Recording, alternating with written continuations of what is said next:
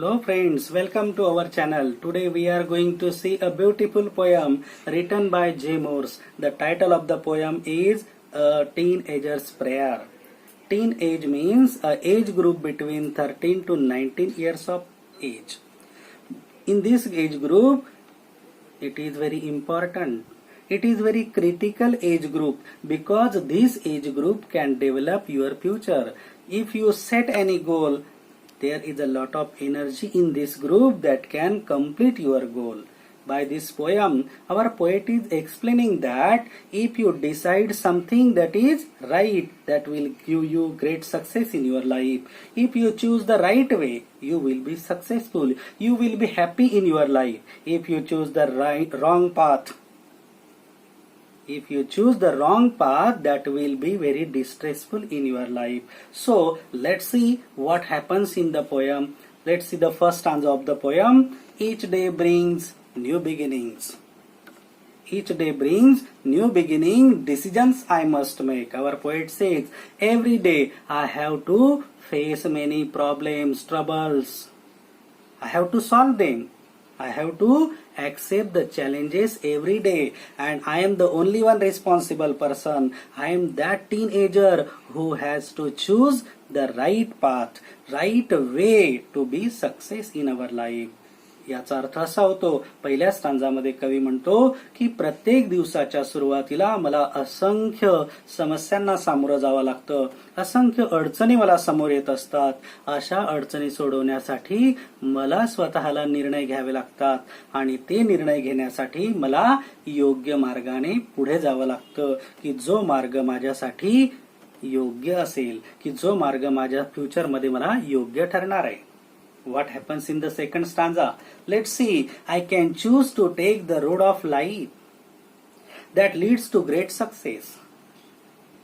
Being a teenager, our poet wants to choose the right way because that right way leads him to the success. It is necessary for him to choose the right way. If he choose the wrong way, if he choose the darkened road, that is a evil road, that is a wrong way, that will lead him to the unsuccess, that will create disappointment in life. So choosing right way is very important. So our poet explains here that we the teenager should choose the right way of life. That should be very useful for in our future. म्हणजेच याचा अर्थ असा होतो की कवीला या ठिकाणी असं सांगायचंय की जीवनामध्ये त्याला दोन मार्ग सापडणार आहेत. जर त्यानं योग्य मार्ग निवडला, जर त्यानं आपल्या जीवनाचा प्रवास योग्य दिशेनं केला, योग्य मार्गदर्शन त्याला मिळालं, तर त्याच्या जीवनामध्ये भरपूर आनंद, सुख, समाधान प्राप्त होणार आहे. पण जर त्यानं त्याचं आयुष्य चुकीच्या मार्गानं मार्गक्रमण करत नेलं, चुकीचा मार्ग त्यानं निवडला असेल, तर त्यातून त्याला भयंकर घोर अशी निराशाच प्राप्त होणार आहे. अशा पद्धतीनं तो त्या ठिकाणी दोघं मार्गांपैकी योग्य मार्गानं निवड झाली पाहिजे. म्हणून तो तिसऱ्या स्टांजामध्ये देवाला विनवणी करतो. What does he say in third stanza? See here, please open up my eyes dear lord. अरे देवा, माझे डोळे उघडे कर. Let me see, show that might clearly see. अशा प्रसंगी मला तू गाईड कर, मला तू मार्गदर्शन कर, मला तू लक्षात आणून दे. Help me stand for what is right.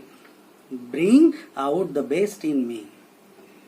ज्या गोष्टी खरोखर योग्य आहेत, अशा खंबीर गोष्टींच्या बाजूनं मला उभं राहण्यासाठी तू हेल्प कर, मदत कर. And that will bring out best in my life. त्याच गोष्टीमुळे मी माझ्या जीवनामध्ये बेस्ट गोष्टी, चांगलं काहीतरी करू शकेल, योग्य आनंदमय काहीतरी करू शकेल. म्हणून तिसऱ्या स्टांजामध्ये तो म्हणतो, अरे देवा, मला तू मदत कर, मला तू गाईड कर, मला मार्गदर्शन कर, की माझ्या जीवनाच्या प्रवासामध्ये मी योग्य दिशेनं प्रवास करू शकेल. अशा वेळेला तू माझा सोबती बन, मला मार्गदर्शन कर, की ज्यामुळे माझं future will bring out best, की जे आनंदमय होणार आहे, सर्वात चांगलं होणार आहे. In fourth stanza our poet is telling us, he is requesting his God.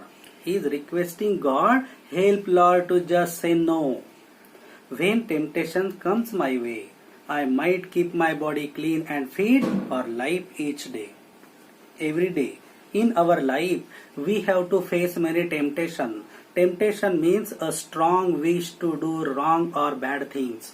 Whenever I will be deceived by any temptations. At that time, you should provide me the energy. You should provide me that energy to say no. You should say, you should keep me, you should give me the power to say no to temptation. That might keep my body clean. By that way, I can keep myself clean and clear and fit for each day of life. जीवनाच्या प्रत्येक दिवशी माझ्या जीवनामध्ये अनेक मोहयुक्त असे प्रसंग येणार आहेत.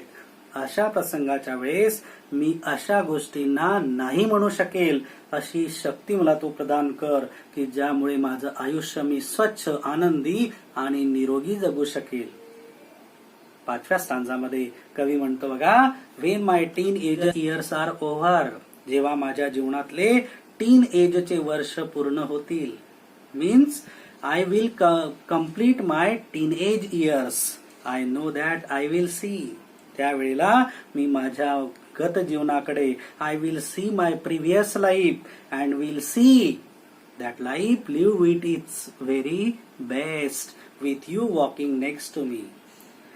I could live best life because of your company, because you accompany me, and that is the result of your company.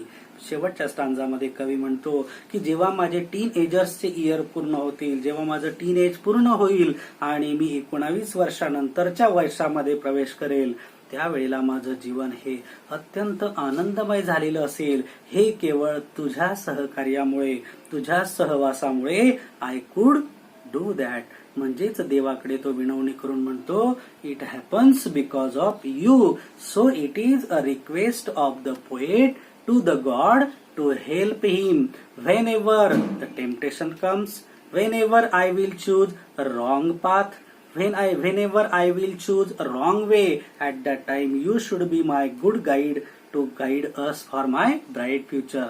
Thank you.